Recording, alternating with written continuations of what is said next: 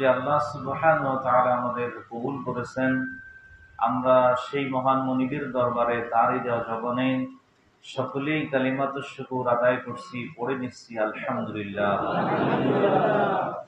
দরুদ ও সালাম সরওয়ারে কায়নাত রাহমাতুল লিল আলামিন,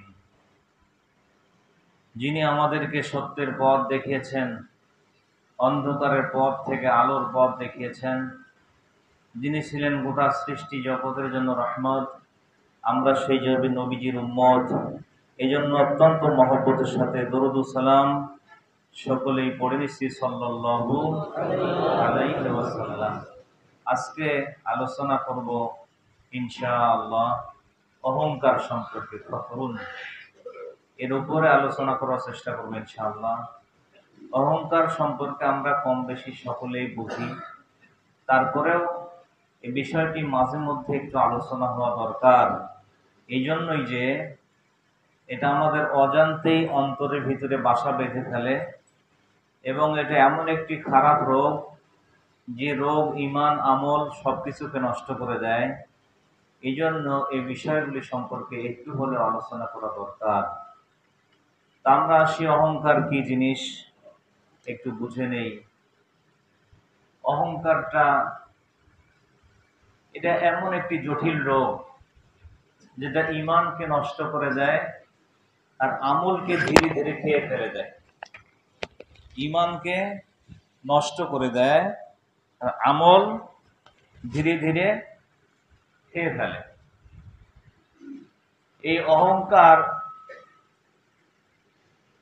এটা মানুষের জন্য কখনোই শোভা পায় না।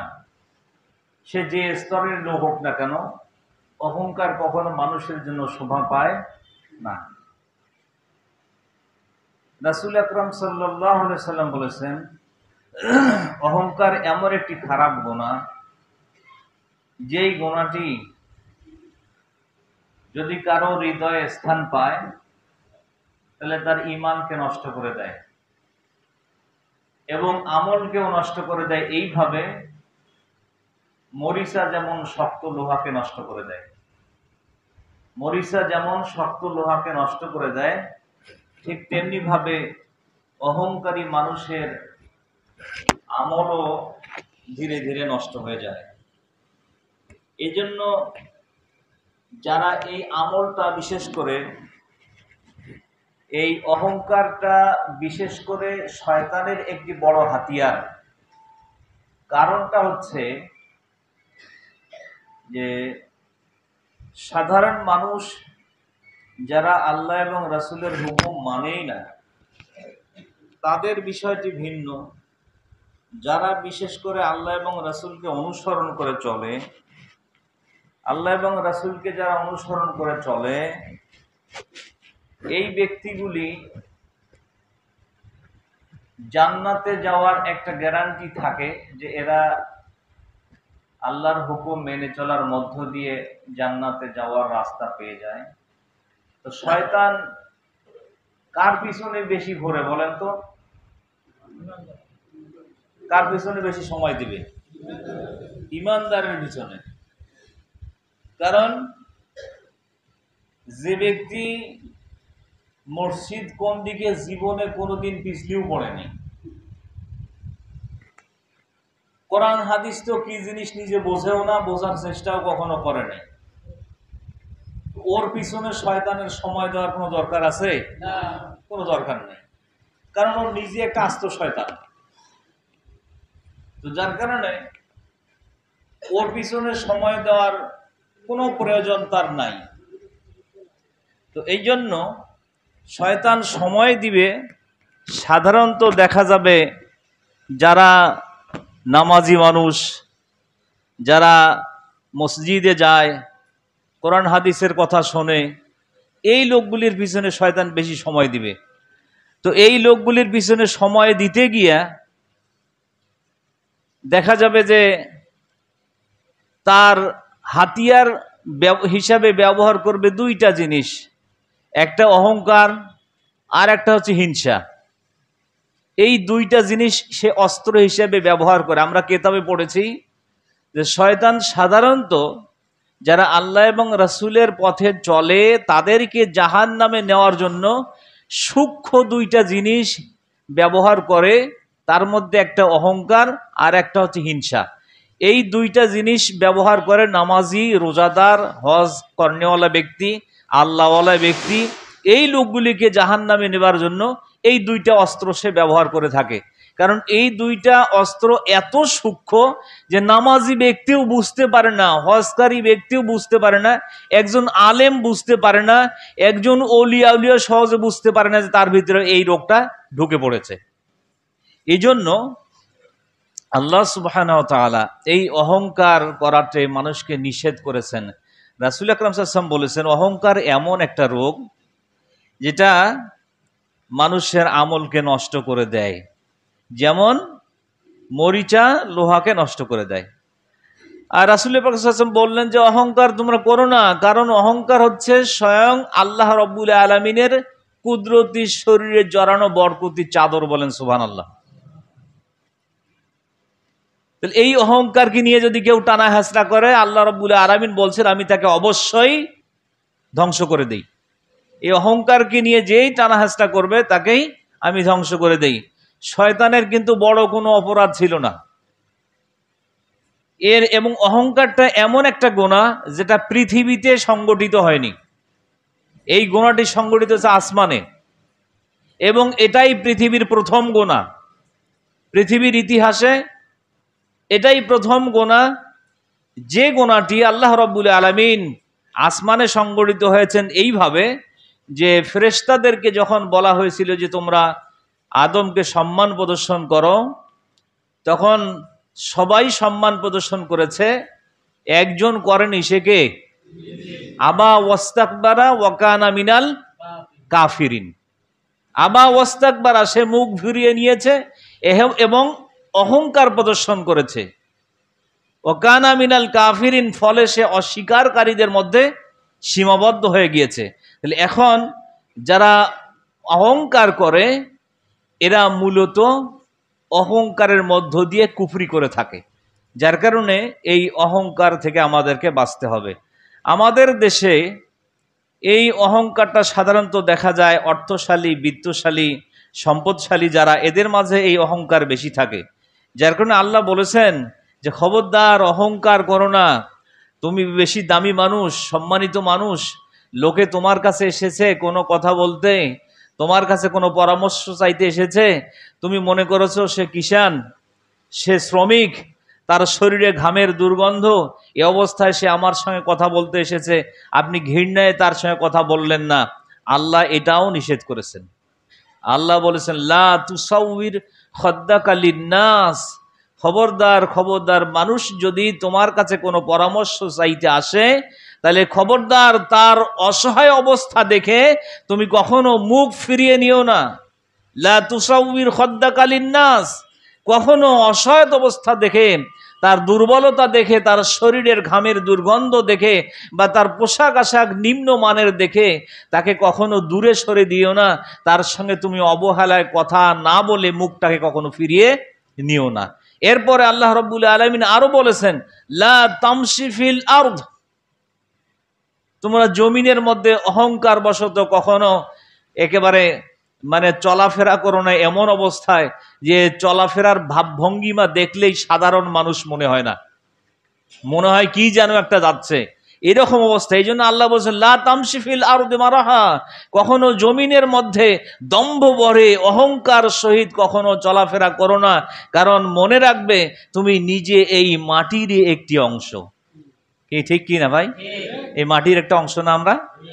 মাটির একটি অংশ, যার কারণে যদিও এটি মাটি দেওয়ার দোয়া নয়, আমরা তবু কবর দেওয়ার সময় কি বলে থাকি? মিনহা খলাকনাকুম। আমরা মরে যাওয়া লোকটাকে বলি মিনহা খলাকনাকুম, তোমাকে এই মাটি থেকে সৃষ্টি করা হয়েছে। তা ওকে মাটি দিয়ে সৃষ্টি করছে আর আমাকে সোনা দিয়ে তৈরি করছে না, কেমন? হ্যাঁ, তাহলে আমাকেও, যাকে আমি লক্ষ্য করে বলছি মিনহা খলাকনাকুম, তোমাকে এই মাটি দিয়ে সৃষ্টি করা হয়েছে, অফিহা নুঈদুকুম, এই মাটিতে তোমাকে শুয়ে দিলাম, অমিনহা নুখরিজুকুম তারাতান উখরা, আবার এই মাটি থেকে তোমাকে আখার যখন আসবে, আখের যখন আসবে, পরকাল যখন আসবে, তখন এই মাটির থেকেই তোমাকে আবার তোলা হবে। এই কথাটা তাকে যে শোনাচ্ছি, আমিও ওই একই মাটির একটি অংশ। তাহলে যেই মাটির অংশ আমি, সেই মাটির মধ্যে যখন আমি অহংকার ভরে চলাফেরা করব, আল্লাহ এটাতেও নিষেধ করেছেন, লা তামশি ফিল আরদি মারাহা, খবরদার জমিনের মধ্যে তুমি দম্ভ ভরে অহংকার ভরে চলাফেরা করো না, এটা করতে আল্লাহ নিষেধ করেছেন। এই জন্যই যে আল্লাহ রাব্বুল আলামিন বলেন, তুমি যদি অহংকার করে জমিনের মধ্যে চলাফেরা করো, তুমি কি কখনো এই অহংকারের কারণে পর্বত সমান হইতে পারবে? কি বলেন, পারা যাবে? কখনো পারা যাবে না। লান তাবলুগাল জিবালা তুলা, আল্লাহ বলেন এই অহংকারের কারণে তুমি এমন হইতে পারবে না যে তুমি পর্বত সমান হয়ে যাবে। তাহলে এই রকম অবস্থা থেকে, এই অহংকার করার থেকে আল্লাহ আমাদেরকে হেফাজত করুক। আর অহংকারী ব্যক্তি, এরা সবচাইতে বড় যেই দোষ তাদের থাকে, এরা আখেরাতকে বিশ্বাস করে না। অহংকারী ব্যক্তি পরকালকে বিশ্বাস করে না। এটা বলেছেন কে? আল্লাহ বলছেন যে অহংকারী ব্যক্তি, যে ব্যক্তি মানুষ হওয়ার পরে, সৃষ্টি হওয়ার পরেও এই পৃথিবীতে অহংকার করে, ওই ব্যক্তি কখনো আখেরাতকে স্বীকার করে না। আখেরাতের ভয় যদি তার থাকতো, তাহলে সে কখনো অহংকার করতো না।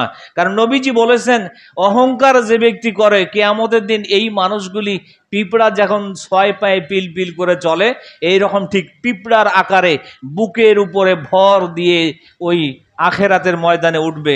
ফলে এই অহংকারী মানুষগুলির পিঠের উপর দিয়ে অসংখ্য মানুষ দৌড়াতে থাকবে। ওয়াইদাল কুবুরু বুসিরাত, যখন সিংহায় ফুৎকার দেওয়া হবে, কবর যখন উদ্বেলিত হবে, সব মুখ খুলে দিয়ে দিবে, মানুষগুলি পরকালের দিকে দৌড়াবে। অহংকারী মানুষগুলিও সেদিন উঠবে, কিন্তু তাদের অবস্থানটা হবে বুকের উপর ভর দিয়ে চলবে। এই জন্য আল্লাহ বলেছেন, খবরদার তোমরা অহংকার করো না। আমরা অহংকার দেখেছি, ক্ষমতাশীল ব্যক্তিরা বিশেষ করে অহংকারী হয় সবচাইতে বেশি। যারা ক্ষমতার মসনদে থাকে, এরা সবচাইতে অহংকারী হয় বেশি। এরা টার্গেট বসে বসে টার্গেট দেয় 41 সাল, এরপরে টার্গেট দেয় 71 সাল, এইরকম সালের পর সাল টার্গেট দেয়। এমন একটা অবস্থাও চিন্তা করে না যে এই রকম টার্গেট দেওয়া মানুষের পক্ষে কখনো শোভা পায়। কি বলেন, শোভা পায়? এই অহংকারের কারণে আজকে দেখেন এমন একটা অবস্থা, আমাদের দেশের অবস্থার কথাই বলি, আমরা বাইরের দেশের কথায় না বলি। যেই পরিস্থিতিটা তৈরি হয়েছিল, নিজেকে মনে করেছিল র্যাব আমার, পুলিশ আমার, এরপরে সেনাবাহিনী আমার, বিচার বিভাগের সবকিছু আমার, এরপরে চৌকিদার আমার, দেশের জনগণ কোথায় যায় যাক, আমাকে লড়াইকে, আমার এত চতুর্দিকে এত কিছু আমার সৈন্যবাহিনী দিয়ে ঘেরা, আমাকে কে লড়ায়, এরকম একটা অবস্থা ছিল কিনা, এরকম ভাব ছিল কিনা বলে তো? এরকম একটা ভাব ছিল। একবারও মনে করেনি মুখ ফসকে এমন একটা কথা বলে ফেলেছি, একটা কথার কারণে শেষ পর্যন্ত গদি ছেড়ে পালাইতে দিতে পাইল না। কি ঠিক না ব্যাটিক ভাই? তাহলে দেখেন কথাটা কি ছিল, আপনারা ভালো জানেন, রাজাকার। হ্যাঁ, তাহলে কথাটা দেখেন কি রকম। এখন আসার পর থাকি যাদের বিচার শুরু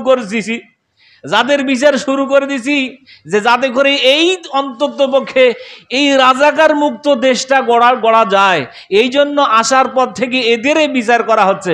শেষ পর্যন্ত এমন একটা ভাষণ তিনি নিজেই দিলেন, বর্তমান সময়ের নব্য ছাত্রছাত্রীরা নিজেরাই আবার সাজিয়ে রাজাকার হয়ে গেছে। ঠিক না? ঠিক। হ্যাঁ, তাহলে দেখেন এমন একটা কথা একবারও চিন্তা করলেন না। অহংকার এমন একটা জিনিস যে তার মুখ দিয়েই একটা কথা বের হওয়ার সঙ্গে সঙ্গে আল্লাহ তার এমন পতনটা দিয়ে দিলেন, এমন পতন দিয়ে দিলেন যে এই দেশটা যেটা সে নিজে মনে করেছিল এ দেশ আমার, এই দেশ আমার বাবা স্বাধীনতা করেছে, এই দেশ আমার, এই মসনদ আমার, সব আমার, এক পর্যায়ে দেখা গেল চোরের মতো পালাইতে দিশা পাইল না। কালকে আবার দেখলাম একজন দরবেশ বাবা ছিল, কথা বুঝতে পারছেন? এই দেশের একজন দরবেশ বাবা ছিল। আমি এই জন্য মাঝে মধ্যে দরবেশগুলো বলি যে এরা খানকা শরীফের দরবেশ, এরা বাইরত বাড়াইলে জুতের ডাঙ্গ তো সাইজ করে দিলে হয় মানুষ। কথা বোঝেন? এই দরবেশ বাবা শেষ পর্যন্ত পালাবার যায় দাড়ি পর্যন্ত কাটছে, একেবারে ভুরু পর্যন্ত ছিলে নিছে, সবকিছু ছিলে নিয়ে সফা একেবারে ক্লিয়ার হয় নৌকার মাঝি, সাথে নিচে একটা বেআইনি মন্ত্রী। আরে বাবা, তুমি এক দরবেশ তো দরবেশ, তা তুমি সাথে এমন মন্ত্রী নিলেন কেন যে মন্ত্রী সারা জীবনটা বেআইনি কাজগুলো করি গেল, বেআইন পাশ করি গেল, সে মন্ত্রী একটু তুমি সাথে নিয়ে একটা এমন বেকাদাত পড়ি গেল নৌকার মাঝি সারার পরেও। আল্লাহ বলেন তোমরা যে অহংকারটা করেছো, যে তাকাব্বরটা করেছো, তোমাদের পতন নিশ্চিত, যার কারণে পালাবার যাও দরবেশ বাবা ধরা পড়ছে। এখন ধরা পড়ার পরে পুলিশ দূরবীন দিয়ে দেখে এটা কোন বাবা, এটা আবার কোন বাবা? হ্যাঁ, যেই বাবা দেখলাম একেবারে কি সুন্দর চুল দাড়ি, মানে দাড়ি পাকা সাদা দাড়ি, মাথায় টুপি, এই ব্যক্তির অহংকারের একটা বাণী শোনেন। আল্লাহ অহংকারকে যে পছন্দ করে না, তিনি একদিন আলেমদের মাঝে মজলিসে, বিশাল বড় আলেমদের মজলিস, সেই মজলিসের মধ্যে কথা বলতেছে এইভাবে, কোরআনটার মধ্যেও সমস্যা আছে না তেমন নেই, তবে কোরআনটাও সমস্যা আছে, সমস্যা আছে সবচেয়ে বেশি হাদিসে। দেখেছেন বাংলাদেশের অসংখ্য আলেমের সামনে যখন কোরআনটা নিয়ে সমস্যার কথা বলছে, তখন আলেম সমাজ সবাই ললিপপ চিপতেছিল। আমি এই সমস্ত আলেমদেরকে বলি, কিয়ামতের দিন আল্লাহর আদালতে ওই দরবেশ বাবার সাথে আপনাদেরকেও আসামির কাঠগড়ায় দাঁড়াইতে হবে। কারণ সে যখন কোরআনকে সন্দেহ পোষণ করলো, কোরআনের ব্যাপারে বলল যে কোরআনের ভিতরেও সন্দেহ আছে, ভেজাল আছে, আর আপনারা চুপ করে থাকলেন, কোনো কথা বললেন না, তাহলে চুপ করে থাকাটাও ওই কথার মৌন সম্মতি জানানো কিনা বলেন? তাহলে মৌন সম্মতি জানা হলো যে কোরআনের মধ্যে সমস্যা রয়েছে।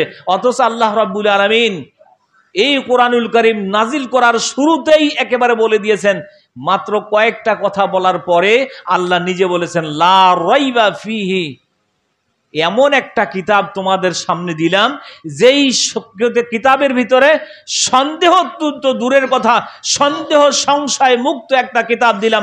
কারো যদি চ্যালেঞ্জ থাকে তাহলে এই কিতাবের মোকাবেলা করো। কেউ চ্যালেঞ্জ গ্রহণ করছে? করছে কেউ? আবু জেহেলরা যখন ছিল তখন এই চ্যালেঞ্জ ঘোষণা করা হয়েছে। সেই সময় মক্কা মুকাররমার ভিতরে বাইতুল্লাহর দেয়ালে প্রতি বছরেও কাজ মেলা যখন হতো, তখন কবিতা লিখে লিখে দেওয়া হতো দেয়ালের পাশে। সে সময় সূরা কাউসারের একটা আয়াত লিখে দেওয়া হয়েছিল, ইন্না আ'তাইনাকাল কাউসার। এই আয়াতটা লিখে তাদেরকে চ্যালেঞ্জ দেওয়া হয়েছিল, তোমরা যারা মনে করো যে এই কিতাবটা আল্লাহর দেওয়া নয়, এটা মুহাম্মদ সাল্লাল্লাহু আলাইহি ওয়াসাল্লামের বানানো কিতাব, এটা রাসূলের বানানো কিতাব, এটা কেউ তাকে শিখিয়ে দেয় আর সে এসে সকালবেলা এটা বলে, তাহলে পরের লাইনটা কি হবে এটা তোমরা একটু লিখে দাও। সেই সময়ের ভিতরে সবচেয়ে বড় বড় কবি যারা ছিল, কবি সাহিত্যিক যারা ছিল, জ্ঞানী যারা ছিল, সকলেই শুধু কবিতার প্রথম লাইনটা দেখেছে ইন্না আ'তাইনাকাল কাউসার। কেউ আর এটার মোকাবেলা করার সাহস পায় নাই নিচের লাইনটা কি লিখে দিবে। শেষ পর্যন্ত তারা সকলেই বসে সিদ্ধান্ত নিল যে এটা কখনোই মানুষের বানানো হতে পারে না, বরং তারা লিখে দিল লাইসাল কালামু হাযাল বাশার। এই যে কথাটা লেখা হয়েছে ইন্না আ'তাইনাকাল কাউসার, এই কথাটা বাশার শুভ সংবাদ দানকারী একমাত্র আল্লাহ ছাড়া মানুষের বাণী হইতে পারে না, বলেন সুবহানাল্লাহ। আর সেই সালমান এফ রহমান হাজারো আলেমের সামনে বলল কোরআনের মধ্যেও সমস্যা আছে, তবে তত বেশি নয়। তবু আলেমরা একটা কথা বলল না। সালমান এফ রহমান সরকার যে জায়গায় থাকবে, যে আলেম সেদিন ওই মজলিসে বসেছিল, আল্লাহর কসম ওরা ওই একই মজলিসে বসে থাকবে ইনশাআল্লাহ। কারণ প্রতিবাদ করতে হবে যেখানেই থাকেন না কেন। তাহলে অহংকার এমন একটা জিনিস, ক্ষমতার অহংকার করেছিল নমরুদ, ক্ষমতার অহংকার করেছিল ফেরাউন। ক্ষমতা থাকতেই আল্লাহ ডুবাইছে না ডুবাই নাই? হ্যাঁ, ক্ষমতা থাকতে ডুবাইছে। ফেরাউন যখন যায় নীল নদের পাশে, আপনার লোহিত সাগরের পাশে যখন রাস্তা বের হয়েছে, একটা নয়, দুইটা নয়, 12টা, একবারও চিন্তা করলার সুযোগটা পাইল না যে এইটা রাস্তা যে বের হয়েছে, আমি এতদিন যা নিজেকে বলেছি আমি খোদা, আমি সবচাইতে বড় রব, আমি সবচাইতে বড় খোদা, একটাবারও চিন্তা করার সুযোগ পায় নাই যে এই খোদাইটার কারণে আমার কিন্তু রাস্তা বাড়ায় নাই। কি ঠিক কিনা বলেন? হ্যাঁ, আমি যে খোদা, এই খোদাইয়ের কারণে রাস্তা বের হয় নাই, বরং যিনি প্রকৃত রব তিনি মুসাকে পার করার জন্য রাস্তাটা বের করে দিয়েছেন। এইটা বোঝার ক্ষমতাও আল্লাহ তাকে দেয় নাই। ওই সময় শেষ পর্যন্ত তার সৈন্যবাহিনীকে দেখে লক্ষ্য করে বলছে, এ দেখতেছো কি, আমি তো খোদা, আমার জন্যই তো রাস্তা বের হয়েছে, দৌড়াও সবাই। এখন পিছন থেকে তাদের মনে সন্দেহ, তুমি যে কয় নাম্বারের খোদা সেটা তো আমরা ভালো করে জানি, যদি দরকার হয় তুমি আগে দৌড়াও, আমরা পিছিয়ে আছি। শেষ পর্যন্ত সবাই মিলে নামলো। মাঝপথে যখন চলে গিয়েছে, আল্লাহ লোহিত সাগরের পানিকে বলল, আগে যেমন চলছিস আবারও ঠিক সেইভাবে চলতে থাক। এবার মাঝপথে যায়, ভাসে আর ডোবে, ডোবে আর ভাসে। এবার বলে, আমানাত বিহি বনু ইসরাইল, আল্লাহ আমি ঈমান আনলাম। বনি ইসরাইলরা যেই আল্লাহর উপরে ঈমান আনছে, আমি সেই আল্লাহর উপরে ঈমান আনলাম। আল্লাহ তখন লক্ষ্য করি কয়, আল আন, এখন নি, এখন নি ঈমান আনছো? কিন্তু আল্লাহ বলে এখন নি আর ঈমান তোমার কবুল হবে না। শেষ পর্যন্ত দেখা গেল ক্ষমতা থাকতেই আল্লাহ রাব্বুল আলামিন ফেরাউনকে নাকানি চুবানি খায় সেখানে ডুবায় চিরজনমের মতো মেরে ফেলে দিল। এবং আল্লাহ রাব্বুল আলামিন তার শরীরটাকে রেখে দিয়েছে যে কিয়ামত পর্যন্ত তোমার মতো আচরণ যারা করবে, তোমার মতো যারা ভূমিকা পালন করবে, তাদের অবস্থান তন্তপক্ষে তোমাকে দেখে যেন শেখে যে ফেরাউনের মতো যারা আচরণ করবে তাদের পরিণতিটা কি হয়, তোমাকে দেখে যেন মানুষ শেখে। কিন্তু আজও ফেরাউনের বংশধর পৃথিবীতে আছে, কিন্তু ওরা ফেরাউনকে দেখে শিক্ষা অর্জন করে না। কতক্ষণ ঠিক না বেঠিক? আমাদের দেশের যে নব্য ফেরাউনকে ছাত্র জনতা বিদায় করেছে, একবারও চিন্তা করে নেই ওই ফেরাউনের যে অবস্থা হয়েছে, আমি ফেরাউনের অবস্থা তার চাইতে বেশি খারাপ হবে। কতক্ষণ ঠিক না বেঠিক? এই জন্য আল্লামা সাঈদী অনেক আগে বলেছিল যে এই দেশের জনতা যদি একবার জাগ্রত হয়, তার এমন ভাবে নাড়া দিবে দিল্লির মামু বাড়ি যায় পড়বা। একেবারে কথাটা আজকে অনেক বছর পরে ফলিত হয়েছে, দেশ ছেড়ে শেষ পর্যন্ত জায়গা দিল্লিতেই হয়েছে। ঠিক না বেঠিক? এই জন্য আল্লাহ রসুল বলেছেন, এই অহংকার এমন একটা জিনিস যে এটা আকাশে উড়ানো ঘুড়ির মতো। এটা আকাশে উড়ানো ঘুড়ির মতো। ঘুড়ি যতই আকাশে উপরে থাকুক না কেন, লাঠাই কিন্তু একজনের হাতে থাকে। লাঠাই একজনের হাতে থাকে। রাসূল আকরাম সাল্লাল্লাহু আলাইহি সাল্লাম অহংকারীদের দৃষ্টান্ত এভাবে দিলেন যে ঘুড়ি উপরে উঠে একবার ডানে যায়, একবার বামে যায়, এইরকম করে করে আমাদের দেশের সাবেক প্রধানমন্ত্রী ঘুড়ি অনেক উপরে উঠে গেছে, সেজন্য একবার রাশিয়ার মধ্যে যায়, একবার চীনে যায়, আর স্বামীর বাড়ি তো ভারত রয়েই গেছে। যার কারণ নিশ্চিন্তে একবার এই দিকে একবার ওই দিকে, একবারও চিন্তা করলো না আমি উপরে যতই উঠি না কেন লাঠাই কিন্তু কোনো এক রবের হাতে রয়ে গেছে। এ ঠিক না ঠিক? এই জন্য একবার রাশিয়ার মধ্যে যায়, একবার চীনের মধ্যে যায়, যা মনে করলো সর্বনাশ আমার আর ঠেকায় কে? আল্লাহ বলেন আমি এক রব, সবকিছু কিন্তু আমার হাতের মধ্যে রয়েছে। লাহু মাকালিদুস সামাওয়াতি ওয়াল আরদ, আসমানে যা আছে জমিনে যা আছে সবকিছুর চাবিকাঠি কিন্তু আমি আল্লাহ নিজের হাতে রাখছি, এটা কাউকে দেই নাই। এটা যদি আল্লাহ দিত তাহলে এই বাংলাদেশে যেই প্রধানমন্ত্রী ছিল আর তার আচরণ যেই অবস্থা ছিল, সে আয়না ঘর বানিয়ে ফেলেছিল। সবচাইতে বড় দুঃখের বিষয়, আহা আফসোস, আহা আফসোস, নবীর জমানায় সে আবু জেহেলকে পর্যন্ত পার পেরে ফেলছিল। নবীর জমানায় আবু জেহেল 3.5 বছর শিহাবে আবু তালেবে মুহাম্মদ সাল্লাল্লাহু আলাইহি ওয়াসাল্লামকে নির্বাসন দিয়ে ফেলেছিল, তাদের সাথে সম্পর্ক ছিন্ন করে ফেলেছিল। এমনকি তাদের সঙ্গে কেউ দেখা সাক্ষাৎ করতো না, তাদের সঙ্গে কেউ কোনো খাদ্য বিনিময় করতো না, তাদের সঙ্গে কোনো কিছু লেনদেন করতো না। এমন অবস্থায় তাদের গাছের পাতা খেয়ে জীবন ধারণ করতে হয়েছে। বর্তমান সময়ের সেই সাবেক প্রধানমন্ত্রী ওই আবু জেহেলের কায়দা কৌশল অবলম্বন করে আয়নাঘর তৈরি করে তার মতের বিপরীত যারাই করেছে তাদেরকে আয়নাঘরে ঢুকে না খেয়ে তাদেরকে জনমের পর জনম মেরে ফেলেছে। কথা বলেন ঠিক না বেঠিক? এটা যাদের আপনারা দেখে মনে করছেন, একদিন সংসদের ভিতরে কিছু সংসদের মধ্যে যা আছে বর্তমান পাগল, ওই যে একটা গানে বলছিল, হ্যাঁ সব মিলে কি পাগলের মেলা না কি বলে, বাবা তোমার দরবারে সব পাগলের মেলা, হরেক রকম পাগল দিয়া মিলাইছে মেলা। এই যে পাগল, তিনি বললেন, একজনে জিজ্ঞেস করলেন যে আপনি সকালবেলা উঠে কি করেন? তা উনি হাসতে হাসতে বলতেছে, আমি সকালবেলা উঠে যাই নামাজ খুঁজি। সবাই টেবিল থাপড়ায় কয়, সর্বনাশ, দরবেশ বাবা পাইছি রে। হ্যাঁ, এই দরবেশ বাবা নিজের মতকে নিজের মতের বিপরীত যারাই করেছে, আয়না ঘর বানিয়ে এ পর্যন্ত ৬০-১৭ বেশি বাংলাদেশের উচ্চ পদস্থ মেধাবীগুলোকে এমনভাবে গুম করে দিয়েছে, তাদের মধ্যে মাত্র কয়েকজন ফিরে এসেছে, বাকিগুলোর এখন পর্যন্ত কোনো খোঁজ পাওয়া যায় নাই। কোন জায়গায় তাদেরকে রেখেছে এখন পর্যন্ত তাদের খোঁজ পাওয়া যায় নাই। ইনি নাকি বাংলাদেশের সবচাইতে জনপ্রিয় প্রধানমন্ত্রী ছিলেন। আল্লাহর কসম করে বলি, আল্লাহর কাছে দোয়া করবেন সব সময়, আর যাই হোক এই রকম জালিম সরকার যেন আর বাংলাদেশের মসনদে আসতে না পারে। এদিকে সজাগ থাকতে হবে। কারণটা হলো এই ষড়যন্ত্র চলছে, যদিও দেশটা দ্বিতীয়বারের মতো স্বাধীন হয়েছে, কিন্তু এখনো ষড়যন্ত্র থেমে নাই, এখনো ষড়যন্ত্র চলছে। ওই স্বামীর বাড়ির থেকে কিন্তু এখনো ষড়যন্ত্র চলছে। দ্বিতীয় দিনেই একটা ষড়যন্ত্র চলতেছিল। প্রধান বিচারপতি কিছু বিচারপতিকে নিয়ে একটা জুডিশিয়াল ক্যু করার চেষ্টা করেছিল। যারা অন্তর্বর্তীকালীন সরকার হয়েছে তাদেরকে গ্রেফতার করে তাদেরকে ভুয়া সাজিয়ে তাদেরকে গ্রেফতার করার একটা ষড়যন্ত্র করছিল। ছাত্র জনতা টের পেয়ে তাদেরকে তাৎক্ষণিকভাবে আন্দোলন করে প্রধান বিচারপতিকে সরাই দিয়েছে। এখনো যারা সচিবালয়ে রয়েছে, এই সচিবরা কিন্তু আবার নতুন করে ষড়যন্ত্র শুরু করেছে।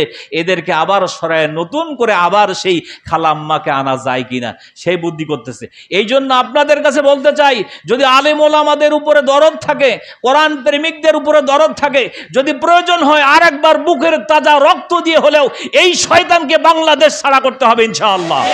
কারণ আমরা এই ধরনের জালিম সরকার আর দেখতে চাই না। কারণ তারা আলেম ওলামাকে এত বেশি কষ্ট দিয়েছে, এই রকম কষ্ট আমরা দেশ স্বাধীনের পর আর আমরা দেখি নাই। আলেমদের উপরে এত বেশি নির্যাতন তারা করেছে, এত বেশি রক্ত ঝরিয়েছে। ওই 5ই মের শাপলা চত্বরে এটাকে নিয়েও সে ট্রোল করেছে এইভাবে। সংসদের ভিতরে দাঁড়িয়ে একজন দেশের প্রধানমন্ত্রী হওয়ার পরে এরকম মিথ্যা কথা বলতে পারে যে সংসদ ভবনে তিনি দাঁড়িয়ে বললেন যে দেখলাম রক্ত মেখে উঠে দৌড় দিচ্ছে, কি বলে রং মেখে শরীরের মধ্যে রং মেখে দৌড় দিচ্ছে, যেন মনে হচ্ছিল শাপলা চত্বরে তারা রঙের মেলা শুরু করেছিল। হায় রে সর্বনাশ! মানুষের রক্ত শরীরে মেখে জীবিত মানুষ একটা নিজের জীবনকে বাঁচাবার জন্য পালিয়েছে, এটাকে দেখে সে বলল যে শাপলা চত্বরে রং মেখে পালিয়েছে। অথচ কতগুলোকে মেরে ফেলেছে এই হেফাজতে ইসলাম। এরা আর এমন একটা অবস্থা, এদের এমন দুর্বলতা।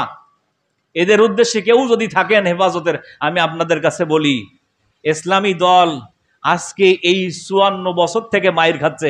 আপনারা একদিন শুধু বের হয়ে বুঝেছেন তো অবস্থাটা কি? অথচ আপনারা সবসময় তাদের বিরোধিতা করেন, 54 বছর থেকে যারা মাইর খেয়েছে তাদের বিরুদ্ধে আপনারা বিরোধিতা করেন। অথচ একদিন বের হওয়ার পরে কতগুলো আপনাদের মরেছে আজ পর্যন্ত তার হিসাবটা পর্যন্ত আপনারা দিতে পারেন নাই। এটা আপনাদের এত ব্যর্থতা, আপনারা ভয়ে দিতে পারেন নাই। আপনার এক অংশ তাদের ছাতার তলে, আর এক অংশ কোন রকম খালি নিঃশ্বাস নিয়ে বাস। এজন্য আজকে আপনাদের সামনে বলতে চাই, অহংকার করবেন না। অহংকার যেই করুক না কেন সে কখনোই বাঁচতে পারবে না। কারণ অহংকার আল্লাহর শরীরের কুদরতি চাদর। যারাই অহংকার করবে তার ধ্বংস নিশ্চিত। সে যদি প্রধানমন্ত্রীর মসনদেও বসে থাকে, আমি আগেই বললাম, নবীজি বললেন যে ঘুড়ি আকাশে যতই উঠুক, যতই দূরে যাক লাঠাই একজনের হাতে থাকে। সারাদিন ঘুড়িটা ওঠার পর সন্ধ্যা যখন হয়ে যায়, লাঠাই যার হাতে, ধীরে ধীরে ধীরে ধীরে সে কিন্তু ওই রশি গোছাতে থাকে। এক সময় ঘুরানো ওই আকাশে উড়ানো ঘুড়িটা একেবারে লাঠাইওয়ালার হাতে চলে আসে, ঠিক না ঠিক? এই জন্য কখনো অহংকার করবেন না। এই জন্য যে আয়াতটা নিয়েছিলাম, যে আল্লাহ রাব্বুল আলামিন বলছেন ফাল্লাযীনা লা ইউমিনুনা বিল আখিরাতি কুলুবুহুম মুনকিরাতুন ওয়া হুম মুস্তাকবিরুন। আল্লাহ বলেন যারা অহংকার করে তারা কখনো আখিরাতে বিশ্বাস করে না। একেবারে চূড়ান্ত কথা। যারা অহংকার করে তারা কখনো আখিরাতকে বিশ্বাস করে না। আর এই জন্য আখিরাতকে যারা বিশ্বাস করে না তারাই হয় অহংকারী, এই জন্য আখেরাতে যে দাঁড়াইতে হবে, আপনার আমার জীবনের হিসাব দিতে হবে, এই বিশ্বাসটা তো আপনাদের আছে কিনা বলেন? আছে। আল্লাহর কাছে হিসাব দিতে হবে। আল্লাহ বলেন আপনার ডানে বামে 2 জন ফেরেশতা বসে আছে, সব সময় লিখতেছে। ফাইজা যা আজালুহুম লা ইস্তাখিরুনা সাআতান ওয়া লা ইস্তাকদিমুন। আল্লাহ বলেন যখন সময় হবে, নির্দিষ্ট সময় তোমাকে দুনিয়ার থেকে নেওয়া হবে এবং কিয়ামতের দিন অবশ্যই আল্লাহর আদালতে তোমাকে দাঁড়াইতে হবে। কুল ইন্নাল মাউতাল্লাযী তাফিররুনা মিনহু ফাইন্নাহু মুলাকীকুম, আল্লাহ বলেন ফাইন্নাহু মুলাকীকুম, যেখানেই যাও না কেন অবশ্যই অবশ্যই আমি আল্লাহর কাছে তোমাকে দেখা করতেই হবে, সাক্ষাৎ করতেই হবে, তোমার জীবনের সব হিসাব আমার দরবারে দিতেই হবে। তাহলে যেই রবের কাছে আমাকে দাঁড়াতে হবে, জীবনের হিসাব দিতে হবে, এই হিসাবের বিশ্বাস তাদেরই থাকে না যারা অহংকারী। এই জন্য আসুন, আল্লাহ রাব্বুল আলামিন যতদিন আমাদের দুনিয়াতে রেখেছেন, এই অহংকার নামক রোগ থেকে আল্লাহ যেন আমাদের সকলের হেফাজত করেন। আর আগেই প্রথমেই বলে দিয়েছি, অহংকার এমন একটা রোগ যে ঈমানকেও নষ্ট করে দেয় এবং আমলকেও নষ্ট করে দেয়। দেখা যাবে অনেক নামাজ পড়ছি, রোজা করছি, হজ করছি, জাকাত দিয়েছি, দান খয়রাত অনেক কিছু করছি, জীবনে অনেক নেক আমল করছি, অহংকার ভিতরে ছিল, এটা আমার জানা ছিল না বা আমি খেয়ালও করি নাই কখনো অহংকার আমার ভিতরে ছিল। এই অহংকারের কারণে নবীজি হাদিসে বলেছেন, অহংকারী ব্যক্তি ভিতরে যদি জর্রা পরিমাণ অহংকার থাকে, সে কখনো জান্নাতে প্রবেশ করতে পারবে না। যাক, আল্লাহ পাক আমাদের সকলকে এই অহংকার মুক্ত জীবন যাপন করার তৌফিক দান করুন বলে আল্লাহুম্মা আমিন। আর ভণ্ড দরবেশ বাবা হওয়ার থেকে আল্লাহ আমাদের সকলকে হেফাজত করুক। চোর তো চোর, এত বেশি চুরি করেছে, দাড়ি টুপি ছিলি, শেষ পর্যন্ত পালাবার দিশা পাচ্ছিল না। ওমা আলাইনা ইল্লাল বালাগ।